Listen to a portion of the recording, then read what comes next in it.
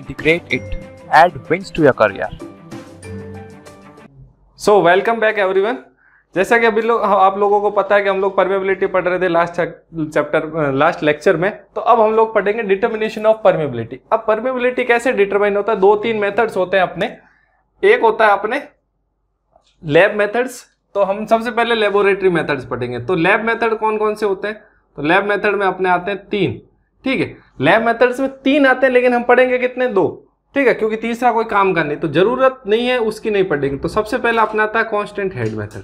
क्या आता है, कांस्टेंट हेड मेथड। अब ये मेथड क्या है, इसमें क्या होता है, हेड जो है, वाटर लेवल जो है वो क्या रहता है, कांस्टेंट। तो कांस्टेंट हेड मेथड क्या है, इसमें हम लोग देखो, जैसे ये कोई पानी का टैंक है इधर, जैसे हमने लास्ट लेक्चर में डायग्राम बनाया था वो सेम टू सेम है।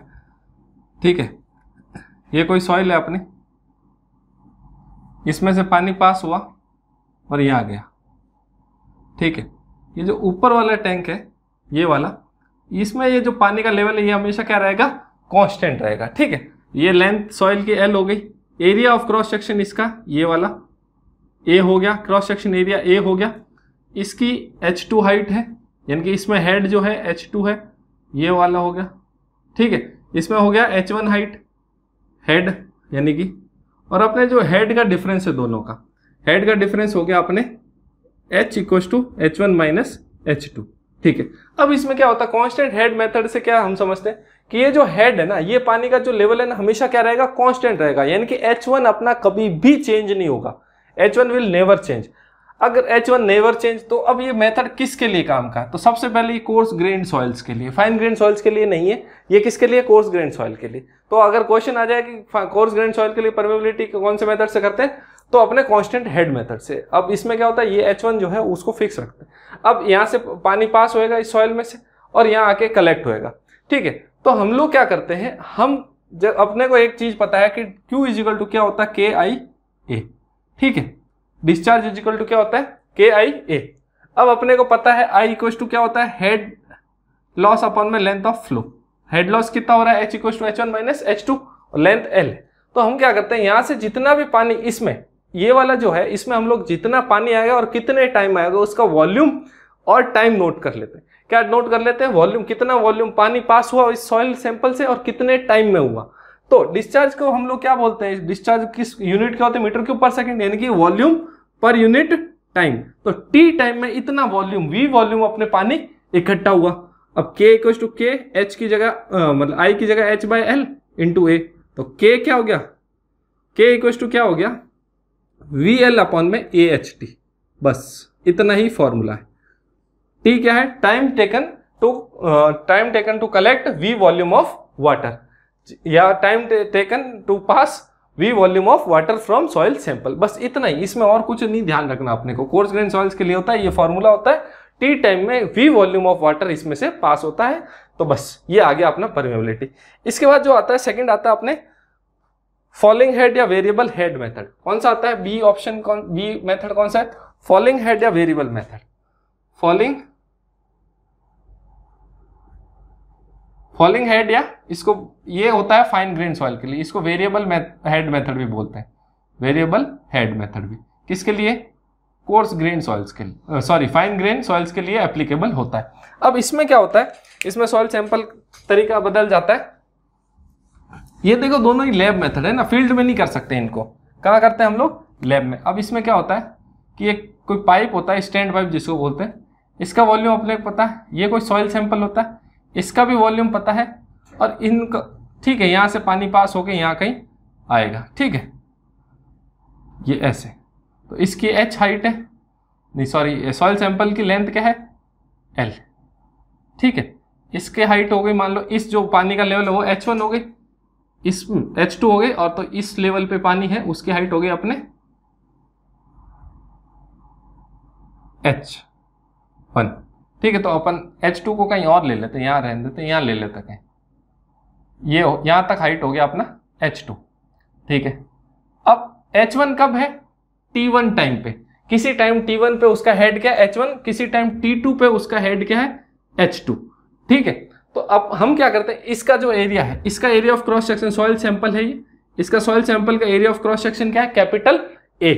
ठीक है, अब ये कैपिटल ए है और किसी टाइम टी पे उसका हेड क्या है एच, किसी टाइम टी पे हेड क्या ले रहे हैं हम लोग एच ले रहे हैं, टी टाइम पे हेड क्या अपना एच।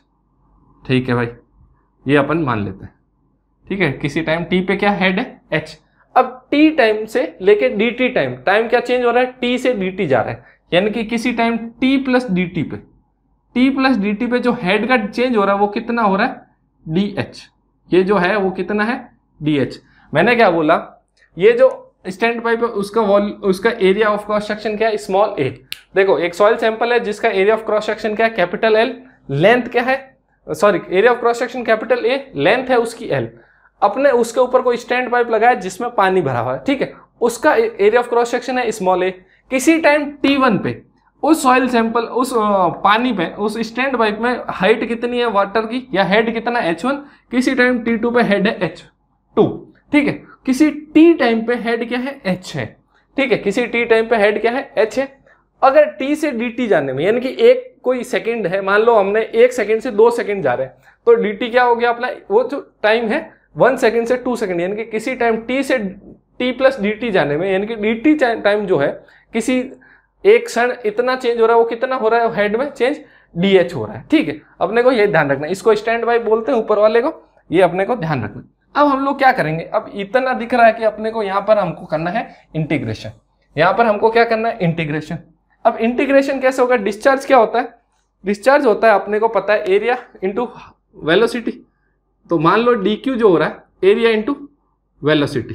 अब वेलोसिटी यहाँ पर क्या होगी, वेलोसिटी भाई वेलोसिटी क्या होता है, velocity is equal to distance upon में टाइम, डिस्टेंस अपॉन में टाइम।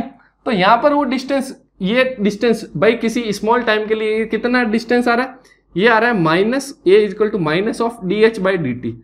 अब बोलेंगे सर माइनस क्यों, माइनस इसलिए क्योंकि हेड क्या हो रहा है डिक्रीज हो रहा है, माइनस इसलिए लगाया कि हेड क्या हो रहा है अपना डिक्रीज हो रहा है। तो डी क्यू इक्वल टू क्या आ गया minus A D H upon में D T, minus A D H upon में डी टी। अब अपने को ये भी पता है कि डिस्चार्ज किसके बराबर होता है, के आई ए के बराबर, के आई ए के बराबर। भाई इसमें अपन ने पढ़ा है क्यू इजकल टू के आई ए।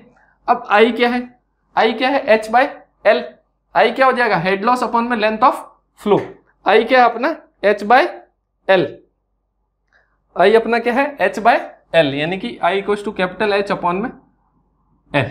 भाई इतना हेड का लॉस हो रहा है। ठीक है, तो ये यहाँ पे पानी का लेवल हटा देते हैं अपन। ठीक है, तो ये यहां तक रखा इसलिए एच बाय एल हो जाएगा अपना I equal to H by L. ठीक है, तो हम इनको क्या करते हैं यहाँ पुट करेंगे A minus D H by D T equal to K H L into A. ठीक है, अब हमको क्या करना है, एच देखो इधर भी आ रहा है इधर आ रहा है, तो एच को एक तरफ ले लेंगे टी को एक तरफ ले लेंगे, तो ये हो जाएगा minus of D H by H equal to K capital A upon में small A L into D T. अब अगर इसका इंटीग्रेट कर देते हैं, अब इसको क्या कर देते हैं इंटीग्रेशन कर देते हैं, यहाँ इंटीग्रेशन करेंगे कहाँ h1 से h2 या h2 से h1। तो अगर मैं h1 से h2 करूँ तो मैं क्या कर रहा हूँ, हाइट हेड कहाँ से जा रहा है h1 से h2 चेंज हो रहा है, और टाइम क्या आ रहा है t1 से लेके t2। तो 1 अपॉन h का क्या होता है इंटीग्रेशन लॉग h, ये होगा log of minus of log h h1 से h2। ठीक है, और ये जो जा रहा है ये के ए अपॉन स्मॉल ए एल, और ये क्या हो जाएगा ये कैपिटल एच है ना, तो इसको भी अपन डी एच कर देते हैं, हमने क्या कैपिटल एल ले लिया तो सबको सेम रहने देते। तो ये के एल और डी टी का क्या हो जाएगा इंटीग्रेशन टी, ये हो जाएगा T2 T1 से लेके T2 तक। ठीक है, कोई दिक्कत नहीं। अब ये जो देखो H1 से H2 यानी कि हेड पहले ज्यादा है तो ज्यादा से कम हो रहा है, तो इसको माइनस को हटा के H2 से H1 कर दूं मैं, तो लॉग ऑफ H ये हो जाएगा H2 से H1 equal to K A small A L into T, और टी को मैं लिख देता हूं T equal to T2 minus T1। ठीक है, ये चीज हो गई। अब मुझे क्या करना है इस मेरे को तो चाहिए परमिएबिलिटी, तो लॉग ये बेस किसका ई का, तो इसको लिख दूंगा मैं 2.303 लॉग टू द बेस 10। ठीक है, तो कहां से कहां तक ये H है, सब जगह H कैपिटल लिखो, ये कैपिटल और स्मॉल h का लोचा हो गया, छोटे बड़े लिखने चाहिए थे, ठीक है। अब कैपिटल यहाँ पे कहीं पे, अगर इसमें मैं कहीं पे स्मॉल h लिखूं तो उसका मतलब कैपिटल है, समझ जाना है ना। तो ये हो गया अपना H2 से H1 और ये हो जाएगा KA अपॉन में स्मॉल a इंटू L, ठीक है। अब मेरे को क्या करना है, K चाहिए, K इक्वल टू क्या आ जाएगा 2.303 लॉग ऑफ 2.303 इंटू AL कर देता हूं, small AL into log of, अब 10 बेस। अब जब भी ऐसा होता है ये क्या आएगा H1 माइनस H2।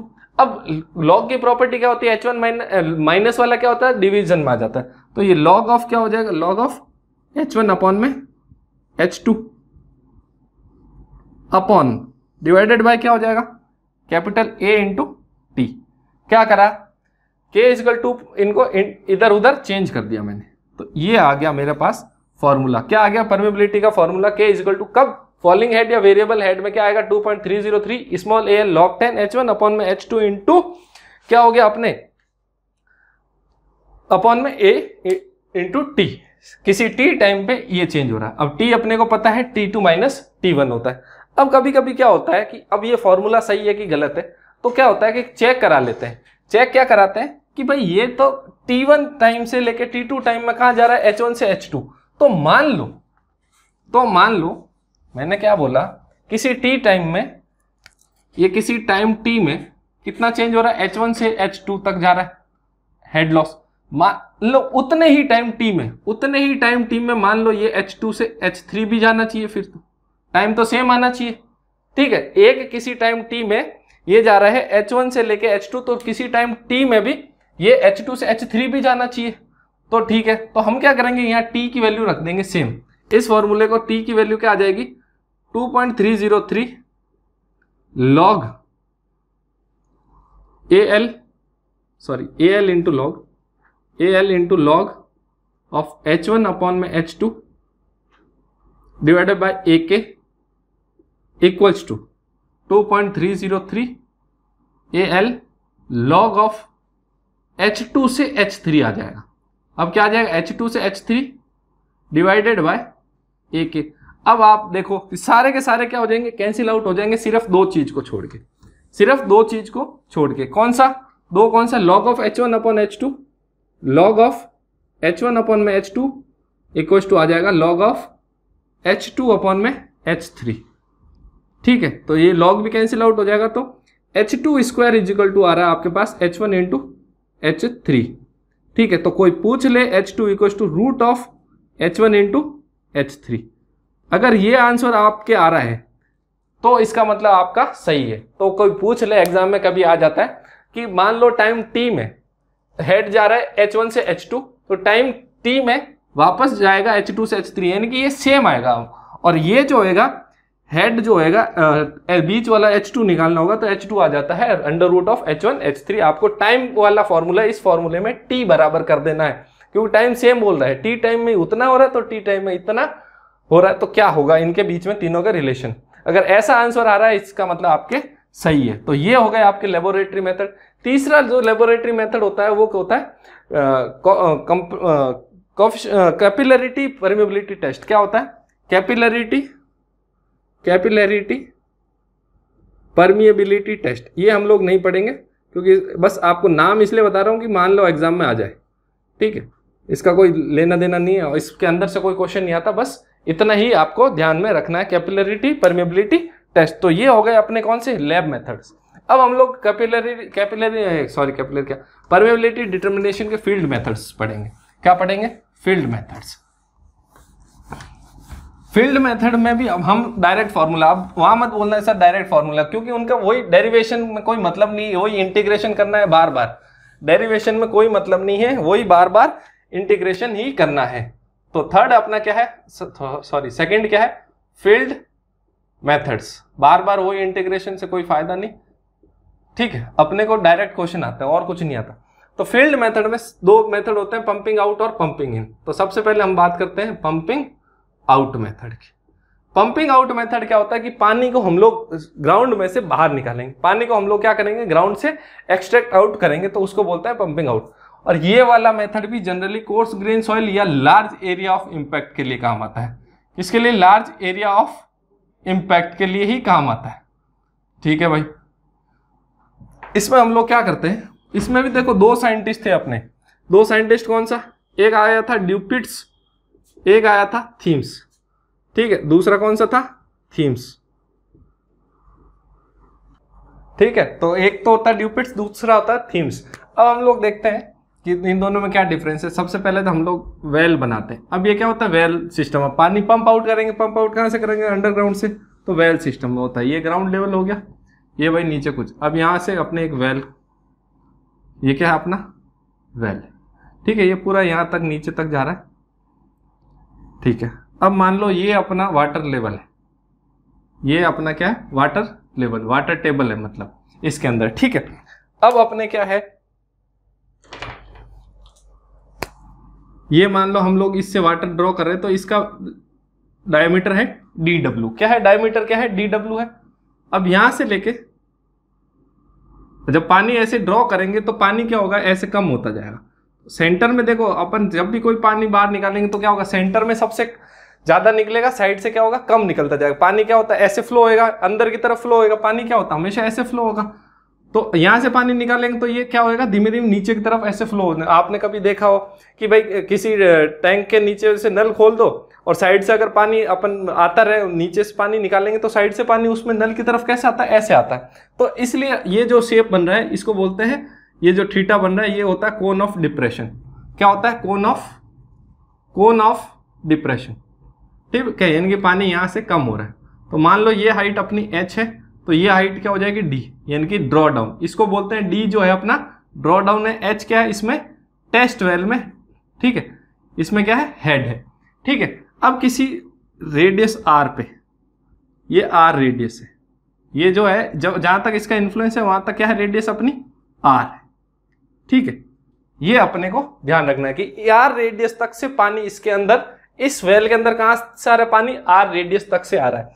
तो जो परमिएबिलिटी होगी वो अपने क्या हो जाएगी, k इजिकल टू 2.303। देखो ये 2.303 वाला कॉन्सेप्ट कहां से आ रहा है कि हम लोग जब इंटीग्रेशन करेंगे लॉग का, तब मतलब 1/h का इंटीग्रेशन करेंगे तो अपने क्या आएगा, लॉग आएगा। इसलिए तो लॉग बेस e को अपने 10 में करना, 2.303 Q into log to the base 10 आ जाएगा। r upon capital R upon small r w। ठीक है, स्मॉल r w यानी कि इस टेस्ट वेल की रेडियस होगी। dw तो क्या है, डायमीटर है, पाई capital h square minus small h square. अब बोलोगे सर आपने कैपिटल H स्क्वायर तो बताया ही नहीं। कैपिटल H अपना ये है, टोटल जो हेड है वो क्या है, कैपिटल H। ठीक है, और ये अभी इस ड्रॉ डाउन के बाद में जो इस वेल में हेड है वो स्मॉल h है। d क्या है, d ड्रॉ डाउन हो जाएगा, d क्या हो जाएगा इसका, ड्रॉ डाउन। कहीं कहीं पे s से भी लिखा होता है, s या d इज द सेम। तो ये है ड्यूपिट्स फॉर्मूले में k equal to 2.303 q log 10 capital R by small r upon में pi capital H square minus small h square. अब ये r जो रेडियस है, रेडियस ऑफ इन्फ्लुएंस होती है लगभग 150 से 300 मीटर तक। यानी कि किसी भी वेल में जो पानी आता है उसके आसपास कितने डिस्टेंस आता है, लगभग 150 से 300 मीटर। कोई फिक्स नहीं, कहीं पे ज्यादा हो जाता है, कहीं पे कम हो जाता है। पर r निकालते कैसे हैं, r निकालने का फॉर्मूला है r equal to 3000 s root के, 3000 s रूट के, 3000 s रूट के। s क्या है मीटर में और k क्या है मीटर पर सेकेंड में। ये s क्या है मीटर में डिस्टेंस है और k क्या है परमेबिलिटी मीटर पर सेकेंड में। ठीक है, तो ये जो r आएगा वो भी अपने क्या आ जाएगा, मीटर में। तो ये अपने चीज है। ठीक है, बाकी ये इंपेरिकल फॉर्मूला है, इसमें यूनिट्स पे आप मत जाओ, ये भी आएगा मीटर में। ठीक है, तो अब क्या है कि ये जो फॉर्मूला आया कहीं ना कहीं से कैलकुलेशन के आया, अपने को कहां से कैलकुलेशन आया उसका कोई लेना देना नहीं, अपने को याद करना है। एग्जाम में आता है तो r की वैल्यू डायरेक्ट पूछता है। तो r का फॉर्मूला होता है 3000 s रूट के, s होता है मीटर में, k भी होता है मीटर पर सेकेंड, और इससे परमेबिलिटी आती है k। अब क्या है कि ड्यूपिट्स का जो फॉर्मूला था ना उसमें यही गड़बड़ थी। उसने क्या करा कि r की जो वैल्यू है ना किसी दूसरे मेथड के लिए, मैंने पहले भी आपको बताया कि जब भी हम किसी दूसरे मेथड को एडॉप्ट करेंगे ना तो उसकी कमियां प्लस अपनी कमियां दोनों ऐड हो जाएगी। ठीक है, तो ऐड हो गई तो ये क्या, इसमें क्या कमियां ज्यादा आ गई। तब थीम्स आया। थीम्स ने क्या बोला कि हम ऐसा ना करके हम क्या करेंगे, 2 टेस्ट वेल बनाएंगे पास पास में। क्या बनाएंगे, 2 टेस्ट वेल। अब टेस्ट वेल कैसे बनाए उसने, बता देते हैं। टेस्ट वेल बनाया उसने 2, ये ऐसे 2 टेस्ट वेल्स बना दिए। ऐसे उसने क्या बना दिए, 2 टेस्ट वेल्स बना दिए। इसकी ये डिस्टेंस हो गई इसकी सेंटर टू सेंटर डिस्टेंस, इसकी R1 और इसकी हो गई दूसरे वाले की R2। ठीक है, स्मॉल r1 और स्मॉल r2 डिस्टेंस हो गई। ये हाइट हो गई इसकी h1, हेड यानी कि इसका हो गया h2। अब इस कैपिटल R का कोई लेना देना नहीं। उसने क्या बोला, जो अपना मेन ऑब्जर्वेशन वेल है, ये तो ऑब्जर्वेशन वेल, उसके आसपास उसने 2 टेस्ट वेल्स बना दिए। किसने, थीम्स ने। थीम्स थोड़ा क्या होशियार आदमी था इसने, इसलिए उसने 2 टेस्ट वेल्स बना दिए। ठीक है, टेस्ट वेल्स बना दिए। अपन क्या करते हैं स्टैंडर्ड बुक के हिसाब से, ठीक है कोई दिक्कत नहीं, अपन ऐसे ही कर लेंगे। तो k इजिकल टू क्या हो जाएगा, 2.303 Q log 10। अब जहां capital R upon small r w था, यहां पे हो जाएगा R1 अपॉन में R2। और इस केस में R1 R2, ये R2 बड़ा यानी कि जो दूर वाला होगा उसको अपॉन पास वाला। तो R2 स्टैंडर्ड बुक्स में क्या होता है, इनको 1 नाम देते हैं। अपन उसी हिसाब से स्टैंडर्ड के हिसाब से चल लेते हैं, तो आपको ताकि कंफ्यूजन ना हो, आपको लगेगा सर ने गलत पढ़ाया। तो इसको H2 H1, इसको R1 और R2, यानी कि स्टैंडर्ड में जो होता है दूर होता है उसको 1 नाम देते हैं। ठीक है, ज्यादा वाले को 1 नाम देते हैं। तो ये हो जाएगा यहाँ पे R1 अपॉन में R2। ठीक है, डिवाइड बाय पाई। अब यहाँ पे हो जाएगा H1 स्क्वायर माइनस H2 का स्क्वायर। बस आप किसी को भी R1 R2 ले, बस आपको ध्यान क्या रखना है, चाहे उसको लें इसको लें, तो आपको यहाँ पे बड़ा वैल्यू रखना। R1 क्या होना, ये जो ऊपर वाली है वो बड़ी चीज होनी चाहिए, और पहले जो माइनस करेंगे, माइनस जिसको करेंगे वो छोटा होना चाहिए, बस ये ध्यान रखना। अब थीम्स और ड्यूपिट्स में डिफरेंस क्या था, ये जो थीम्स था उसने क्या करा, इसने कोई R लिया नहीं, किसी और फॉर्मूले को एडॉप्ट नहीं करा, इसने अपना फॉर्मूला खुद बनाया। ठीक है, इसलिए इसमें कमियां क्या कम है, इसलिए थीम्स वाला जो फॉर्मूला अपने ज्यादा सही है, ये डायरेक्ट फॉर्मूला आते हैं यहाँ पे। अब ये कौन सा था, ये था अपना अनकन्फाइंड एक्वीफर। ये किसके लिए फॉर्मूला था, ये फॉर्मूला किसके लिए थे, unconfined aquifer. Unconfined aquifer.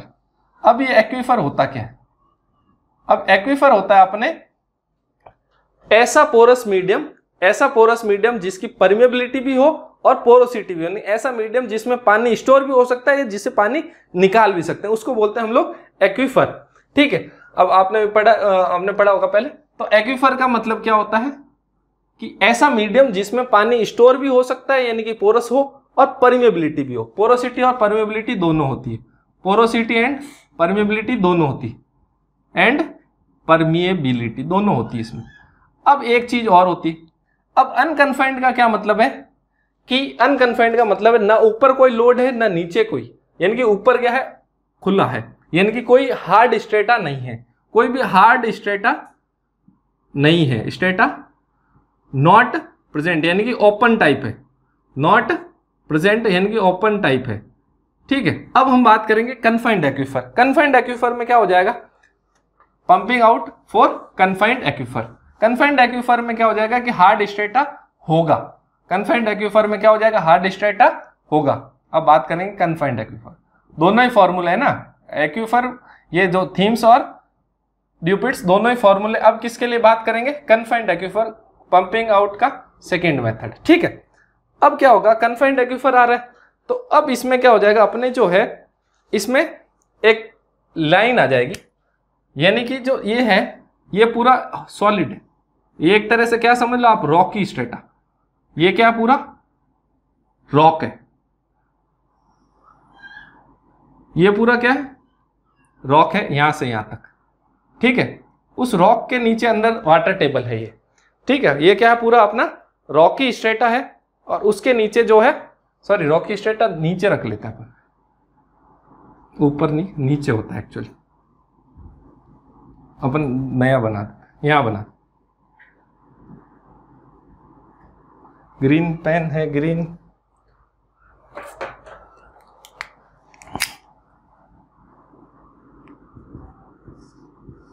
I hope आप लोगों को दिख रहा होगा। ये जो ग्रीन पेन से बना रहा हूं, ये कोई ऐसा रॉकी स्ट्रेटा है, ये ऐसा क्या अपना रॉकी स्ट्रेटा है, ठीक है। अब रॉकी स्ट्रेटा में क्या होता है, पानी तो वहीं से इसको पूरा, और इसकी हाइट होती है डी, जहां तक वेल है उसके ऊपर से इसकी हाइट कितना होती है, डी होती है, बस इतना ही। फॉर्मूले में क्या फर्क आ जाएगा, फॉर्मूले में डी और आ जाएगा, एक्स्ट्रा आ जाएगा, डी क्या आ जाएगा, एक्स्ट्रा आ जाएगा फॉर्मूले में, ठीक है। अब इसका फॉर्मूला क्या हो जाता है ड्यूपिट्स का, k इजिकल टू 2 पाई, फिर मार k इजिकल टू आ जाएगा वही same, k equal to 2.303 Q log 10। अब उसमें r अपॉन आर डब्ल्यू था, तो वही r अपॉन आर डब्ल्यू, नीचे आ जाएगा 2 पाई डी आ जाएगा। अभी क्या था, पाई इंटू था, यहाँ 2 pi D H capital H minus small H, 2 pi D capital H minus small H, बाकी सारी चीजें वैसे के वैसे। और थीम्स में क्या हो जाएगा, क्यू ये 2.303 Q log 10 r1 upon r2, यहाँ हो जाएगा 2 pi D h1 minus h2, 2 pi D h1 minus h2, बस इतना ही फर्क है। अनकन्फाइंड और कन्फाइंड एक्विफर में क्या है डिफरेंस, इतना ही है। आपको सिर्फ याद करने, डेरिवेशन से कोई लेना देना नहीं, ठीक है। बस इतना बेसिक कॉन्सेप्ट ध्यान रखना है कि किसमें टेस्ट वेल्स होते हैं, थीम्स ने अपने अलग से 2 टेस्ट वेल्स बनाए, ड्यूपिट्स ने किसी और को एडप्ट करा, बस। इसके बाद है पंपिंग इन टेस्ट।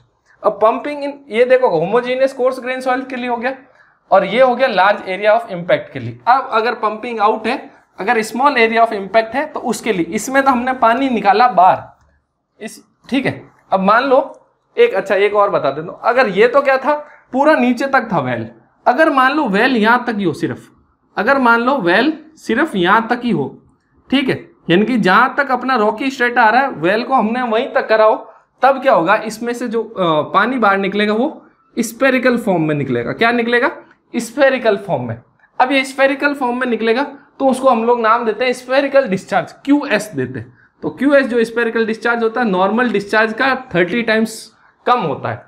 अब अपन ने अभी जो डिस्चार्ज निकाला था उसका 30 गुना कम होता है। कब, जब स्फेरिकल डिस्चार्ज हो, वेल जो हो सिर्फ हार्ड स्ट्रेटा तक हो, नीचे तक नहीं हो, ठीक है, तब हम लोग ऐसा करेंगे। अब एक चीज ध्यान रखने वाली इसमें क्या है कि अपने यहां तक ही आ रहा है, ठीक है। अब होता क्यों है ऐसा, डिस्चार्ज कम क्यों होता है कि जब यहां तक होता है ना वेल, तो पानी पूरा प्रेशर से वो खींचता है, यहाँ पे कैविटी जनरेट हो जाएगी। क्या हो जाएगा, कैविटी बन जाएगी। इस कैविटी की वजह से डिस्चार्ज क्या होएगा, कम होएगा, और हो सकता है मिट्टी भी साथ में आने लग जाए। जब भी स्फेरिकल वेल होता है उसमें कैविटी क्रिएट हो जाती है और मिट्टी भी साथ में बाहर आ जाती है, तो डिस्चार्ज रिड्यूस हो जाता है, पानी इतना साफ नहीं आता, किसकी वजह से, कैविटेशन हो जाता है यहाँ पे एकदम, है ना। तो कभी कभी पानी रुक भी जाता है। आपने देखा होगा कि अगर कोई गांव से बिलोंग करता है तो आपने सुना होगा कि पानी जो ट्यूबवेल वगैरह है वो एयर लेने लग गई। वो एयर कब लेती है, जब ऐसा स्फेरिकल हो, फिर उसके अंदर एक आध पाइप और डालना पड़ता है ताकि नीचे पानी के अंदर तक जाए, ठीक है। तो ये ध्यान रखने वाली बात है। तो इसमें दिक्कत क्या हो जाती है, स्फेरिकल में कैविटेशन हो जाता है, ठीक है। तब डिस्चार्ज क्या होता है, इसका डिस्चार्ज स्फेरिकल में 30 टाइम्स कम होता है as comparison to normal. Normal मतलब पूरा नीचे तक, हार्ड स्ट्रेटा तक होगा, ठीक है। अनकन्फाइंड मतलब सिर्फ नीचे हार्ड स्ट्रेटा, ऊपर नहीं, है ना, ऊपर कुछ नहीं है। और ऐसे कह सकते हैं नीचे भी अगर प्रेजेंट नहीं हो तो कोई जरूरी नहीं, लेकिन कन्फाइंड क्या है कि दबा हुआ है। नीचे से तो वैसी हर चीज दबी हुई होती है, चाहे कन्फाइंड हो अनकन्फाइंड, लेकिन ऊपर से क्या हो, अगर दबाव हो तो उसको हम लोग क्या बोलते हैं, कन्फाइंड एक्विफर, ठीक है। अब सेकेंड मेथड क्या है इसमें, सेकेंड मेथड क्या है, पंपिंग इन। पंपिंग इन, अब पंपिंग इन का नाम आ रहा है तो पानी हम लोग क्या करेंगे, अंदर डालें। जब भी पानी ग्राउंड के अंदर जाएगा तो सबसे पहले पूछ लेते कभी कभी टेम्परेचर क्या होना चाहिए पानी का। Temperature should be high than ground water. जो ग्राउंड में जो पानी है उससे टेम्परेचर मोर होना चाहिए मोर देन ग्राउंड वाटर। जो ग्राउंड में पानी है उससे टेम्परेचर क्या होना चाहिए, स्लाइटली ज्यादा। मतलब अगर उस पानी का टेम्परेचर 20 डिग्री है तो इसका 21 डिग्री होना चाहिए, ऐसे स्लाइटली हायर होना चाहिए। क्यों, क्योंकि विस्कोसिटी कम चाहिए हमको। रीजन क्या, विस्कोसिटी कम होगी पानी की, टेम्परेचर हाई होगा तो विस्कोसिटी कम, पानी आसानी से फ्लो करेगा अंदर तक, ठीक है। अब ये जनरली किसके लिए, फाइन ग्रेन सॉइल्स होगी। तो पंपिंग इन टेस्ट, क्योंकि पानी बाहर निकालना फाइन ग्रेन सॉइल से बहुत मुश्किल होता है। क्यों? क्योंकि परमेबिलिटी बहुत कम होती है, इसलिए हम लोग पानी डाल के देख लेते हैं थोड़ा सा पानी कि जा रहा है कि नहीं जा रहा। ठीक है, तो इसमें भी दो होते हैं, एक होता है ओपन एंड। क्या होता है? Open end test. Open end में क्या होगा, कोई एक ऐसा वेल है, ये वेल है, ये नीचे से ओपन है, ये क्या है? नीचे से ओपन है, इसका रेडियस जो है r है। तो ऐसे टाइम में जो डिस्चार्ज होगा Q इज इक्वल टू क्या होगा? K is equal to Q upon 5.5 RH। K is equal to Q upon में 5.5 RH, और H क्या आपने को पता है? हेड का डिफरेंस। ठीक है, चाहे हेड कौन सा होगा, प्रेशर हेड और हाइड्रोलिक हेड दोनों का सम होगा। ठीक है, प्रेशर हेड या ग्रेविटी हेड दोनों का सम होगा। Q अपॉन 5.5 RH, ध्यान रखना आपने को। इसमें क्या हो रहा है? पानी अब ओपन है तो पानी ये चारों तरफ आसानी से जाएगा। सेकेंड जो होता है पैकर टेस्ट, ये ओपन एंड टेस्ट हो गया, आपको सिर्फ फॉर्मूला ध्यान रखना है। अब ये आता है पैकर टेस्ट। अब पैकर टेस्ट क्या होता है? पैकर में हम लोग क्या करते हैं, ओपन एंड वाला जो है ना, इसमें यहाँ पर परफोरेशंस लगा देते हैं, ऐसे परफोरेशंस, और इसकी लेंथ मान लो L है, और यहाँ पे नीचे एक लगा दिया, बीच में क्या है? परफोरेशंस। अब एंड क्या है? ओपन नहीं। ठीक है, अब इसमें भी दो केस होता है, एक तो L शुड बी एक L लेस देन 10 R हो, और एक L ग्रेटर देन 10 R हो। एक L लेस देन 10 R हो, एक L ग्रेटर देन 10 R हो। ये ग्रेटर देन या इक्वल टू एक ही चीज है। ठीक है, अब इसमें क्या होता है?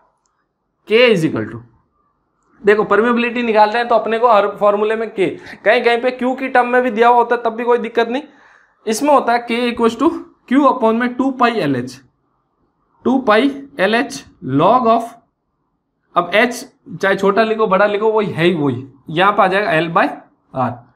ठीक है, L अपने को पता है, ये यहां से यहां तक पूरा है ना, जो अपना जितना लेंथ ऑफ परफोरेशन है उसको हम लोग बोलते हैं L। अगर greater than equals to 10 R होगा तो K equals to Q upon 2 pi LH log of capital L upon में स्मॉल r। और अगर लेस देन 10 R होगा तब क्या हो जाएगा? तब भी देखो फॉर्मूला लगभग K इक्वल्स टू सेम ही आएगा, Q अपॉन में 2 pi LH sine hyperbolic inverse L/2R, sine hyperbolic inverse L/2R हो जाएगा। बस लॉग की जगह यह साइन हाइपरबोलिक इनवर्स आ जाएगा और 2 आ जाएगा। बस ये आपको फॉर्मूले डायरेक्ट याद करने। ये हो गया अपने फील्ड मेथड्स। इसके बाद जो आता है, इसके बाद आता है इंपेरिकल मेथड्स। इंपेरिकल मेथड में 3 फॉर्मूले कराऊंगा, लिखूंगा नाम 5, लेकिन कराऊंगा कितने? 3। क्यों? देखो इंपेरिकल मेथड है तो सीधी बात है कि कोई न कोई फॉर्मूला बेस्ड है, और फॉर्मूले अपने को याद ही करने होते हैं, समझाने वाले कुछ चीज नहीं होती। तो थर्ड तरीका हो गया इंपेरिकल मेथड्स। अब इंपेरिकल मेथड्स क्या होता है, इसके बाद अपना ये लेक्चर कंप्लीट हो जाएगा। ये लास्ट 3 मेथड पढ़ेंगे। सबसे पहले एलन हेजन मेथड। सबसे पहले क्या हो गया? Elon Hazen method. अब ये एलन हेजन मेथड क्या है? इस साइंटिस्ट का नाम था, इसने दिया। ठीक है, एलन हेजन मेथड में K is equal to C/d10 का square, K is equal to C/d10 का स्क्वायर, और सेंटीमीटर पर सेकंड में आएगा। इसमें भाई इसमें C/d10 स्क्वायर लिखेगा तो क्या आएगा? सेंटीमीटर पर सेकंड में। और D10 यहाँ जो आएगा, देखो D10 जो आएगा वो यहाँ पे लिखना है सेंटीमीटर में। D10 किस में आएगा? अपने को पता है D10 क्या होता है? Effective size. यहाँ लिखनी है सेंटीमीटर में, और उस टाइम C जो वैल्यू होगी वो 100 होगी। C की जो वैल्यू होगी उस टाइम क्या होगी? 100। कब? जब ये सेंटीमीटर में होगा। ठीक है, ये हो गया एलन हेजन फॉर्मूला। बहुत सरल फॉर्मूला, कुछ नहीं। तो कभी कभी ये फॉर्मूले पे डायरेक्ट क्वेश्चन भी आ जाते हैं। दूसरा है अपना टेरजागी मेथड। टेरजागीज मेथड। अब ये टेरजागीज मेथड में क्या है? इसने दिया K is equal to 200 E² DE²। K is equal to 200 E² DE²। ठीक है, अब E तो अपने को पता वर्ड रेशियो। अब DE क्या है? DE का मतलब है स्फेरिकल साइज ऑफ, अब इसका मतलब है size of equivalent particle having same spherical surface या वॉल्यूम। ठीक है, अब इसका मतलब है कि कोई ऐसा पार्टिकल जिसके इसके बराबर का कोई वॉल्यूम हो, यानी कि साइज अलग अलग है पार्टिकल की, लेकिन वॉल्यूम 2 पार्टिकल, मान लो एक पार्टिकल ऐसा है, दूसरा ऐसा है, तीसरा ऐसा है। तो इनका क्या है कि पार्टिकल, मान लो इसका वॉल्यूम, इन तीनों का वॉल्यूम क्या आ रहा है, सेम आ रहा है, तो साइज अपने को क्या लेनी इस टर्म में। मान लो इन तीनों का वॉल्यूम सेम है तो इसकी साइज कुछ अलग है, इसकी साइज कुछ अलग है, लेकिन इन दोनों को अपने किस टर्म में लेना, इस टर्म में। क्यों? क्योंकि स्फेरिकल मानना है, बस ये है। अगर ऐसा आएगा तो डी आपको गिवन होगा, इसमें ऐसा कोई डरने वाली बात नहीं है। इसके बाद आता है तीसरा कंसोलिडेशन मेथड। ये जब हम लोग कंसोलिडेशन पढ़ेंगे तब डिटेल में पढ़ लेंगे वहां पर ये फॉर्मूला, लेकिन अभी अपने को याद करना है consolidation method. K = CV mv gamma W। अब गामा W अपने को पता है यूनिट वेट ऑफ वाटर होता है, CV होता है कोएफिशिएंट ऑफ कंसोलिडेशन, CV होता है कोएफिशिएंट ऑफ कंसोलिडेशन, और mv होता है coefficient of volume compression, compressibility, coefficient of volume compressibility, ये होता है। अब कोई पूछ ले कि यूनिट्स क्या होती है, तो कोएफिशिएंट ऑफ कंसोलिडेशन की यूनिट होती है अपने मीटर स्क्वायर पर सेकंड, और इसकी होती है मीटर स्क्वायर पर न्यूटन। लिख लेते हैं मीटर स्क्वायर पर सेकंड, और इसकी होती है मीटर स्क्वायर पर न्यूटन। ठीक है, अपने को ये याद रखना है, बस ये होता है। अब इससे के जो आएगा, अब मीटर में है तो के भी मीटर पर सेकंड में आएगा फिर। ठीक है, ये तीन फॉर्मूला पे जनरली क्वेश्चन आता है। इसके अलावा दो और मेथड होते हैं, मैं सिर्फ उनके नाम लिख देता हूं। एक तो होता है कोज़िनी-करमान मेथड, एक होता है लाउडेंस मेथड। कोज़िनी-करमान्स मेथड, करमान्स मेथड, और एक होता है लाउडेंस मेथड। फिफ्थ जो होता है लाउडेंस मेथड। अब कोज़िनी-करमान मेथड कौन सा होता है, अपन ने देखा था K = अपन ने जब फैक्टर अफेक्टिंग पढ़ा था permeability, K = C gamma W upon में म्यू इंटू E³ अपॉन में 1 + E इंटू D²। यही फॉर्मूला कोज़िनी-करमान में है। ठीक है, बाकी अपने को इनके फॉर्मूले नहीं पढ़ने, कभी आज तक आए नहीं और ना आएंगे। ठीक है, फॉर्मूले आएगा तो जनरली एलन हेजन पे आया जाएगा, इस पे भी आज तक नहीं आएगा, लेकिन पूछ ले बाई चांस, और इस पे तो आने के चांस रहता है क्योंकि कंसोलिडेशन में भी, ये वहां पे भी पढ़ लेंगे अपन, यहाँ पे भी। तो ये इसके साथ अपना क्या होगा, परमेबिलिटी खत्म हो गया, मेथड्स ऑफ डिटर्मिनेशन हो गया, सब कुछ हो गया। अब नेक्स्ट क्लास में हम लोग लेंगे सीपेज, उसके बाद थोड़े से क्वेश्चन ज्यादा हो जाएंगे, तब क्वेश्चन करेंगे, अच्छे अच्छे क्वेश्चन करेंगे। तब तक के लिए thank you for watching this. Thank you for watching the video. Please like, share and subscribe the channel Integrated.